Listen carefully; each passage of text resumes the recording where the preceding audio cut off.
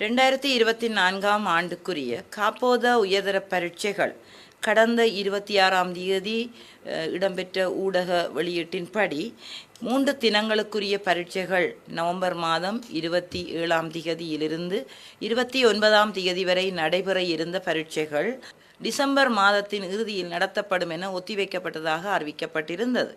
இருப்பினும் வானிலை அவதான நிலையத்தினுடைய அறிக்கைகளுக்கு அமைவாகவும் பரீட்சை இடர் முகாமைத்துவ நிலையத்தினுடைய ஆலோசனைகளுக்கு அமைவாகும் அறிக்கைகளின்படியும் இந்த பரீட்சைகளை இன்னும் சில தினங்களுக்கு ஒத்திவைப்பதற்கு பரீட்சை திணைக்களம் தீர்மானித்துள்ளது. நேற்றைய தினம் பிரதமர் கல்வி அமைச்சராக இருக்க திருமதி கரணி அமரசூரிய உடனும் கல்வி செயலாளருடனான சந்திப்பின் பின்னர் எடுக்கப்பட்ட தீர்மானத்திற்கு அமைவாக இந்த பரீட்சைகள் மீண்டும் தொடர்ச்சியாக 6 தினங்களுக்கு ஒத்திவைக்கப்படுவதாக அறிவிக்கப்படுகின்றது. இந்த பரீட்சைகள் நவம்பர் மாதம் 27ஆம் தேதியிலிருந்து டிசம்பர் மாதம் 3ஆம் தேதி வரை ஒத்திவைக்கப்படுகின்றது.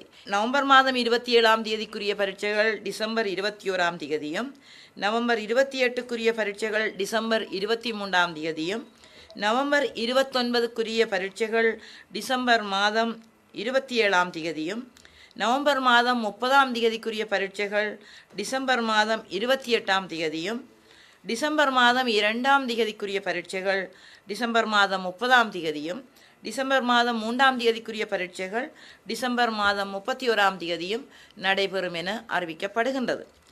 இந்த பரீட்சார்த்திகளுக்குரிய புதிய நேர அட்டவணைகள் டிசம்பர் மாதம் 7ஆம் தேதி அளவில் அவர்களுடைய பரீட்சை நிலையங்களுக்கும் அவர்களுடைய முகவரிகளுக்கும் அனுப்பி வைக்கப்படும்.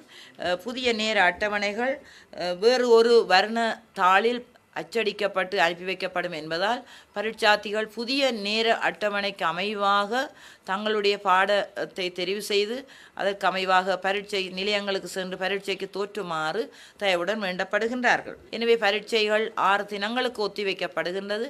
மீண்டும் அவர்கள் தங்களுடைய பரீட்சைகளை டிசம்பர் மாதம் 21ஆம் தேதியிலிருந்து, அதாவது முன்னே அட்டவணைப்படி 20ஆம் தேதி நிறைவு தினத்திலிருந்து தொடர்ந்து 6 நாட்களுக்கு பரீட்சைகளை அவர்கள் செய்யலாம். இதற்கிடையில் டிசம்பர் மாதம் 24, 25, 26ஆம் தேதிகளில் இவர்களுக்கு பண்டிகை கால விடுமுறை இடையே வழங்கப்படும் என்பதும் அறிய தரப்படுகின்றது.